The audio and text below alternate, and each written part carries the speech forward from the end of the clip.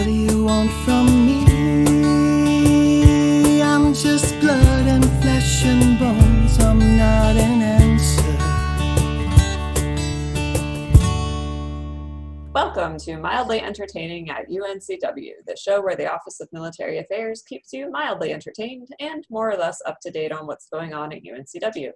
Your hosts are Joanna DeMott, the Military Liaison and Program Coordinator, and Melanie Nelson, the Military Student Services Specialist. Hi, Joanna. Hey. How are you? I can't help myself. I have to ask, how are you? I'm great. I'm always great. I will forever be great. I am great. And my family's great. And we might have a special guest. I've told them several times that it is time for recording. But as we haven't been recording as much, they are taking liberties. So just to let you know, but I'm still great. How are you, Melanie? I'm here. Here. I'm here. Yes, you are. You are here. We're super excited today. I have wanted to get Emily on the podcast since we started. I'm super excited that Emily Morgan is here, Online Student Specialist, Faculty Senate Chair for the time being, I think, and something like that. We don't, Staff Senate. Past. All right. Staff Senate. Staff Senate. Oh, sorry. Staff. Faculty. Now you're moving on to Faculty Senate. People don't know that, but no, that's fake news. That is fake news right there. You are Staff Senate. One of those days. How are you today, Emily? Having one of those days or weeks or something like that. Yeah. So Emily normally has a background for our listeners that says books are magic, and I'll get into that later with her. But today it appears that her home is on fire. So if anybody hears any fire trucks, just kidding. It's a cartoon fire, but I think there's a different mood today. There's a different mood. So normally this is not your work situation, and I'm not just referring to the Zoom background. I'm talking about in general. Normally we don't see you with a fire in the background or another sign. What's different about your work situation now and how from early March? From early March until now, I'm obviously not in the office, which makes a big difference to things. In addition to that, even if I were in the office, it would be a different office. So the day we started teleworking, I was starting my new job that I haven't actually got to start in person yet, which was it's been the world's longest transition actually, because I still do work for my previous job and I'm starting to do work for my new job, and it's just the job transition that never ends.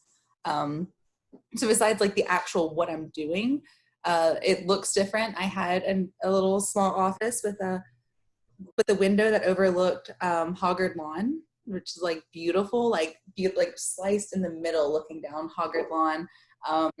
I now have windows. I live downtown, so there's just cars all the time, lots of cars. And when the kids are home, there's just lots of kids and feet everywhere, and that's a little different than normal work. So everything's different. I can see that. Lots of children and feet and no lawn view. That is different. That's quite different. We really want to get to know how different that is. And so Melanie's going to ask you some questions about your new work environment. And we welcome guests. So if anybody hops in your lap or wants to answer a question for you, any of your coworkers that you have with you, we are totally fine with that. Although it might make it a little bit more than mildly entertaining, it's still okay. Totally fine. Yeah, I don't even want to know what they would tell you all, and they would be so quick to do so. That's frightening to think about, really. Well, alrighty then. So Joanna, that was probably one of your more elegant transitions. So congratulations, we are moving forward in a new phase of podcasting. We're getting better with it. We're not getting better with our transitions. So here's a really abrupt transition. What are you snacking on these days? What kind of snacks are available in your house? What are you eating mostly? What are you trying not to eat? Is it different from when you were in your beautiful office looking down Hoggard Lawn? Do you find that looking down Hoggard makes you hungry? Do you find that you're hungry looking at traffic? People want to know. Yes, I get hungry staring at Hoggard Lawn. There's people out there, they do fitness classes a lot. And while that's exciting and thrilling and yay health, it makes me really hungry. So typically when I'm at work, I in meetings a lot. So I walk by a lot of vending machines, and I'm really almost ashamed, but not quite, to tell you that I can tell you exactly what vending machines have, exactly what snacks and which sodas and which ones are out and which ones they actually fill and which ones haven't been filled in 2 years. It's terrible. It's really, really terrible. And the card reader at the one in DePaulo has not worked for 3 years. So I worked there for 3 years and it did not work once. If anyone has power to do something about that, that's cool. But now there's not a lot of snacks. So I mentioned I have 3 kids, so food just doesn't last or exist long at all. But I find that my snacks are 10 times healthier. So part of getting into working from home is I started running and stuff more. And in doing that, I was like, I should probably stop drinking all of the sodas and cut back on that. So that found its way out of the house. And I don't really want to eat just all of the carbs from the kids' foods or all of their snacks. So I like eat half their carbs and the other half like those little prepackaged balance breaks with the nuts and like little chocolate. There's some that are s'mores and they have chocolate in them. They're really good. So those are my snacks. Good to know. Love those little prepackaged snack things. It's like, it's just taking children snacking to a whole new adult level. And I'm here for it. Little blocks of cheddar and almonds and cranberry. I know it's cheaper to just make it myself, but it's not going to happen. I've done it before, and you just end up with all these little like Ziploc baggies floating around that have like a handful of almonds because all you ate was the good stuff. So you do you, but I would say just keep buying them prepackaged. That's my stance here. It's interesting that you have such a categorical memory of all the vending machines on campus, because I have seen signs around campus where people are like, do not feed this machine your money, it will steal it from you. Like people get very dramatic when they wanted their little Starbucks, beverage to come out of the vending machine. But it also reminds me of when I was deployed on a ship in the Navy, and we had a vending machine. We had one vending machine. And well, there may have been one for drinks and one for snacks, but the captain had to go out over the intercom and like warn us all off going to the vending machine too often during deployment. He's like, we can't keep it stocked. Stop eating this stuff. And I was like, nope, I stop every night at midnight before I go on watch, because otherwise I will A, die of boredom, and B, starve. And like there were tons of Snicker bars. And then it got to a point in deployment where they were like, the only thing left was the peanut butter Twix, but they had gone kind of like stale and it wasn't great. We were just bringing back all these awful memories. It must be, this is why you have flames burning down a house in your background right now, because this is the kind of environment we're in. And vending machines, I've realized it's purely based off habit, because I don't even like half the things I eat in them. Like I don't really like candy, but I will eat a Reese's at the vending machine in like no time, absolutely no time. I will get chips that I don't care about chips. I will eat all the Doritos that are in there. It's purely though because I walk by it and I'm like, oh, it's 3 o'clock. I'm out of that meeting. I need to stop by the vending machine and get my terrible food. So one of the ways that working from home is trying to help us be healthier. Glad to hear it. Okay, so well, this is sort of, let's think outside the snacking box for the next question, because we could just keep talking about this all day. But what or whom do you not miss right now while teleworking? I don't miss those terribly nice people at Starbucks that take all of my money and give me the snacks that the vending machine won't give me when I justify not buying that and instead buying a muffin. I don't miss them. My wallet doesn't miss them. I hope they're well, but I don't miss them. Yeah, that's about it though, because everything else I'm like, oh, I'm home with so many people in a very small house downtown. But not Starbucks. I don't miss Starbucks. You know what I love about that answer is that you did refer to a whom, but you did so in such a loving and positive manner. Like we threw the whom in there just to see if we could trip people up and get them to like out somebody that they don't like at all and that they don't miss seeing at all, which isn't very nice of us, but it is mildly entertaining. But I like how you're like, I don't miss you, people at Starbucks. You make my wallet much lighter and you keep me addicted to sugar and things that I don't need. Because really that fresh baked quote unquote muffin is not actually any better than the Snickers bar you were getting from the vending machine. So yeah, Again, we hope you feel are better. well, Starbucks people. We hope you are well. We I hope just you're well. don't want to see you right now. Okay, so here's a good one. Pet peeves on Zoom. Now, interestingly, because you have a different background on Zoom, and we have reassured ourselves that your house is not actually up in flames right now, and there is not actually smoke billowing around you. Someone we interviewed recently said that it is actually her pet peeve when people put themselves in inappropriate backgrounds in Zoom. So you're committing someone's pet peeve right now. Nobody can see this. We're not recording. We're not sharing the video, but we can see you. So what are your pet peeves on Zoom? Because clearly this is probably not one of them. I actually do hate virtual backgrounds because they make this weird film stuff and like my hands disappear the whole time. It's purely that there's either kids, like it doesn't even block out the kids, but it blocks out their mess. And it blocks out the mess of the laundry next to me. So I will take their pet peeve of the background and I will take that over their other likely pet peeve of my huge laundry pile. And they can stare at this instead. I would say that my pet peeve with Zoom is I hate when people have their camera on, but they're not paying any attention. Like their screen's over here and they're doing this and they're like picking up the phone and all that. Like that's cool. I don't care if you're paying attention to me, really. Like I'm going to talk regardless. But like turn off your screen. It bothers me in person when you do it. Like when I can see you in a real meeting and you're on your phone, I'm like, ouch. But when you choose to let me see it on a Zoom meeting, yeah.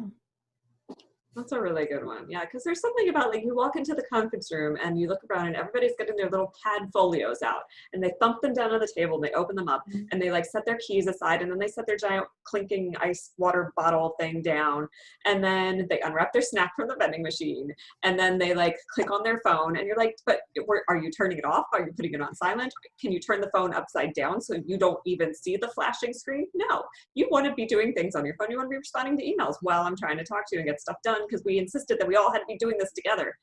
And like, okay, multitasking is a thing that can happen while we're on Zoom. Be polite about it, you twerps. That's all I got. Off screen. This turned into a public service announcement. I did not even realize how much of a pet peeve of mine that was until you said, and that's why we do this. It's very validating to share our pet peeves on. You gotta share the hills you'll die on. There's the other thing that really bothers me with Zoom is it prioritizes people that do have their cameras on, which makes me have to use these virtual backgrounds, because otherwise in certain meetings, if I didn't have my background on, you also have the option of hiding people that don't have the camera on. So all of a sudden you're not even in the meeting. And if without that visual cue, like people are skipping, I've noticed like people skip over me and completely forget I exist unless I have the background on, like unless I have like my camera on. And that really ticks me off. And I don't like that prioritization. I didn't even know that. So I may have been sharing this with you before we started recording, but I'm working from a really old home computer and it doesn't particularly like Zoom. It allows me to have limited functionality within Zoom. So I didn't even know that you could do that, where you could like hide people who don't appear to be paying attention because they black out their video screen. That is fascinating, wonderful information. But yeah, what an interesting idea that we can prioritize like not just the people who are participating, but the people who are willing to show us that they're participating in the virtual environment. Fascinating. So you can like quickly take yourself off mute and put yourself back on. It'll reshuffle you to put you back at the start. So if it's a meeting that maybe you do want to be more visible in, or like, hey, I'm still here, you can like reshuffle yourself and pop yourself back in prioritization. That's amazing. This is why you're the online student specialist, right? Because you know all the ins and outs. This is very good information for us to have. I am taking notes in the background because I'm a multitasker. I'm just kidding, I'm not. This will be living in podcast land forever though, so I can always go back and listen to it again. Anyway, final question for you. This one's very serious and I want a very serious response. If you had to telework for the rest of your career, what would be the most important things for you to keep in mind? I think that I need the reminder. So my partner, whenever we started working, he was working in the like other half of the house, and he had like this setup with multiple screens and all of that. And since I was in this weird job transition, I'm like, it's fine. I can just work on my laptop on the couch, which is super convenient. But now I'm literally glued to the couch all the time. So I think I need to keep in mind that I can move away from the couch. But I would also like to have a place that's like my homeland, because when the kids come in, like, and I'm not working, they're like, oh, laptop, seat, or here, I could throw this around the room somewhere. anything. And I'm just kind of like trying to scramble to keep my notes together. So I would want a more solid landing space. But then I would also like, you can work outside. Like, you don't have to stare out the boring window. You can just go sit outside and stare at the road still, I guess. It works. Same view, just with fresh air circulating. Mm-hmm. And maybe becoming, it's like you want to be unplottable from Harry Potter, where you want people like not to be able to locate you while you're doing the things that you want to be doing. Yeah, interesting.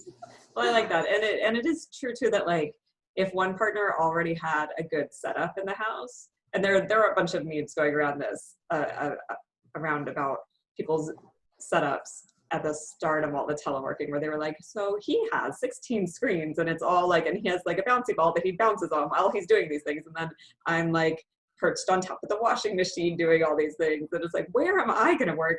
And it, you know, you have to do a lot of work around like who gets priority, when and where and how. And yeah, I hear you. We have this awesome thing where every time I go on a Zoom call, he has to get ice out of the ice maker, which just happens to be like 2 feet from where the couch is on the other side of the wall. So, and then he tries to be really quiet about it. So he's like, I'm going to open the door and like take it out of the top. But then you just hear this like really like this prolonged grabbing of ice for like 2 minutes as he's like slowly. Yeah, that's my favorite part of all of it. That's an additional layer of Zoom pet peeves, but it refers to your in-person coworkers rather than your Zoom coworkers. All right. I'm like trying to time it with mute. I'm like, you can go now, go. Oh no, wait, they're asking me a question. Don't stop. And he's like frozen with the freezer door open and all the cold air coming out. You probably saw like I was on mute a few times, like a frozen face, and I was like, they're almost time for me. You're like gauging it very carefully, and we're like, we're fine. We can just keep talking in the background. If we see you have to go on mute for whatever, we're cool with it. We're very mild around here. Interesting, fascinating discussion, all the way from vending machines to telling people not to do their vending procedures in your house when it comes to getting ice. We've come full circle. I think it's time to go back to you, Joanna. What a wonderful transition. Good job, Melanie. I'm going to clear my throat. I loved everything about that. Something about your husband being the Iceman. I don't know. I am constantly amazed at all that you're able to do with 3 kids under 6, and just in general, but also with the 3 kids under 6. I was in your shoes. My oldest is now 14. I would not be able to do this. For sure. There's no way I'd be able to, or maybe I would, but I would definitely be crazy, and my house might actually be on fire. So I have to say that I am really impressed with that. I won't ask you about your techniques, because if I know you, you're probably like every day is just like Survivor, and we do what we have to do to make it so the house isn't actually on fire. Am I on the right line? Yeah. And more virtual backgrounds, yeah. Yeah, I bet people ask you that all the time. How do you do it? I used to just want to be like, you have no idea. You just do it. It's amazing. They're wonderful. 3 little blessings. Yeah.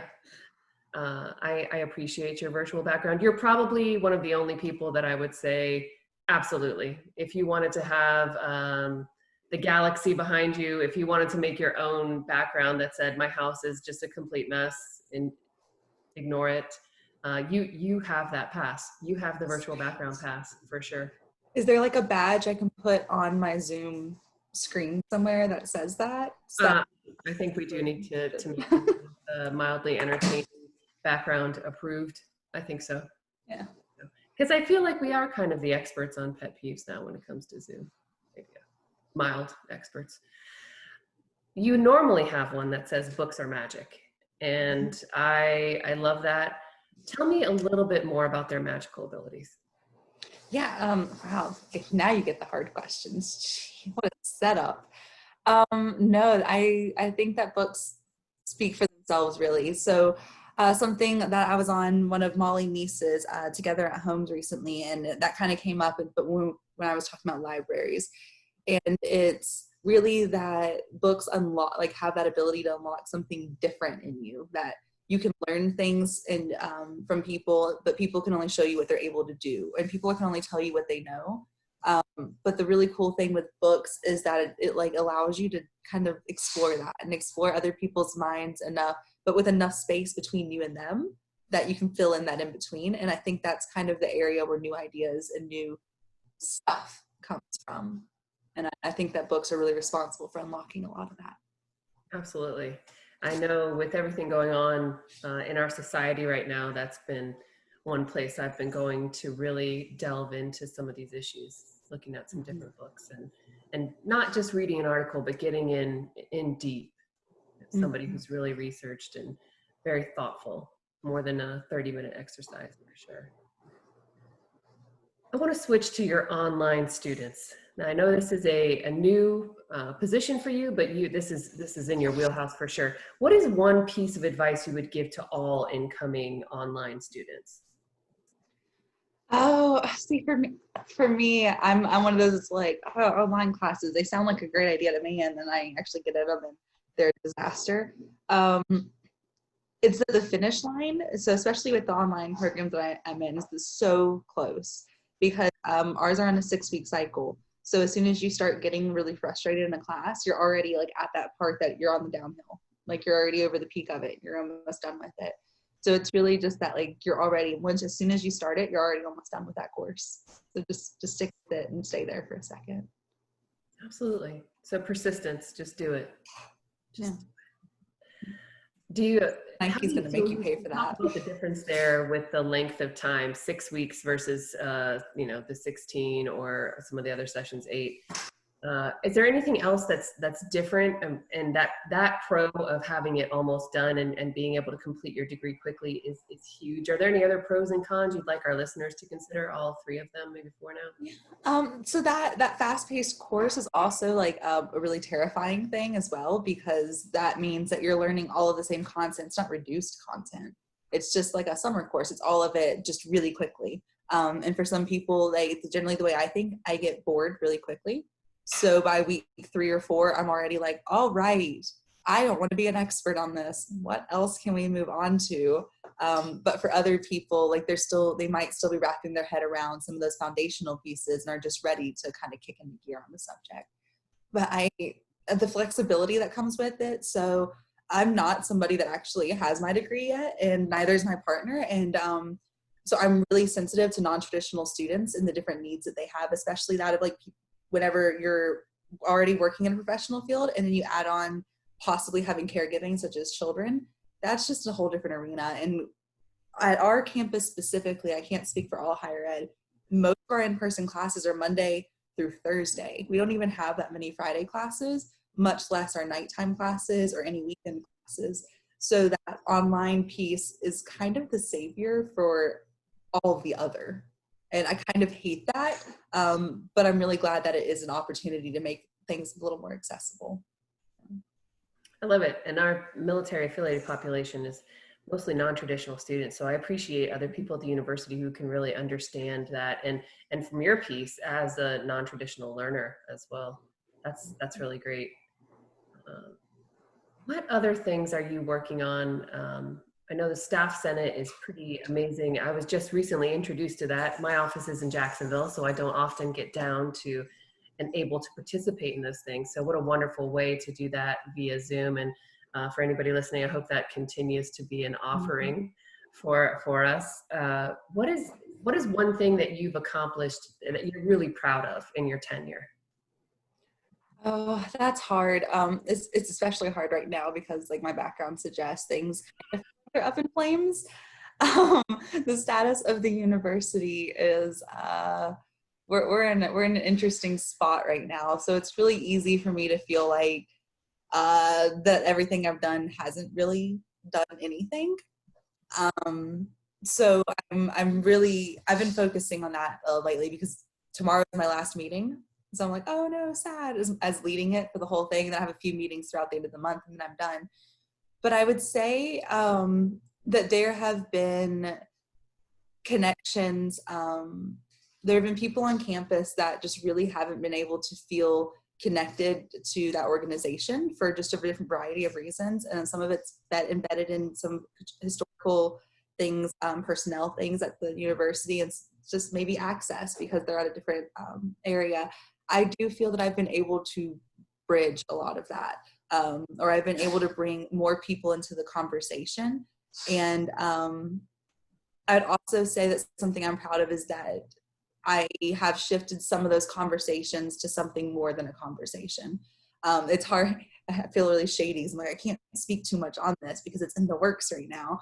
But there are initiatives that are starting to come forward more and more that we've been working on for the last several months. So it's not even necessarily as a response to what's going on, but I'm so glad that they're about to go live during this time, because I think it's when it's most needed. But those things that haven't yet been able to be unveiled yet are what I'm most proud of, because they're the things that I came into this position saying, hey, this is a problem here. This is something we say we value diversity and inclusion and access, and then left and right, we're not making those opportunities available to people. So some of these things are going to do something about that. And that's really exciting to me. And even if they don't go as big as we hope they will, I think that it's going to bring a really significant change. And then also getting Staff Senate on Zoom, because my very first Staff Senate meeting, I was like, can we broadcast this to everybody? Like way back before I was like 3 years ago. And for a multitude of reasons, I was told no. And I keep poking people about it. And now it was forced on everybody. So it's one of those happy accidents that I'm glad everyone's stuck with. And I don't think we can take back now. I love it. And I love that with everything going on, jobs changing, all these things, that you took the time and effort to step up and support the staff in the way that you did and to help run that. Is there anything else that you'd like to tell our listeners? Or, I mean, you've told us quite a bit, and your house is on fire. I don't want to keep you any longer. Quite literally in the middle of an emergency. Staff Senate nominations are open right now. So that's something I definitely think is noted, should be noted. We haven't had our loud email about it yet, but they are. So people that are interested can go onto Wavelength and directly nominate themselves. And if they want to nominate a friend, they can email Staff Senate directly or our nominations chair, Adam Clark, and we can get those nominations set up, and we'll start notifying people like, hey, somebody said that you would be awesome if you joined us. Not awesome already, but awesome if you joined us. As a little plug for all those people that are almost there, just mildly awesome, we can take you to the next level. So I really encourage people to nominate themselves and join us. It's important. Love it. Thank you so much for coming on with us today, Emily. Yeah, thank you guys for having me. This is fun. I like talking food. Talking food is very important these days. It's one of the things that grounds us, I find. All right, well, this has been a delightful conversation. Thank you again for taking time out of your very busy, many spinning plates going on to chat with us. And this has been an episode of Mildly Entertaining, and we will see you on the internet. Thank you for listening to Mildly Entertaining. Our intro music comes from the band Blue Turnip and their song, What Do You Want From Me? You can find their EP Songs from the Root Cellar on Bandcamp, iTunes, Amazon, and Spotify. For more information, you can go to blueturnipmusic.com.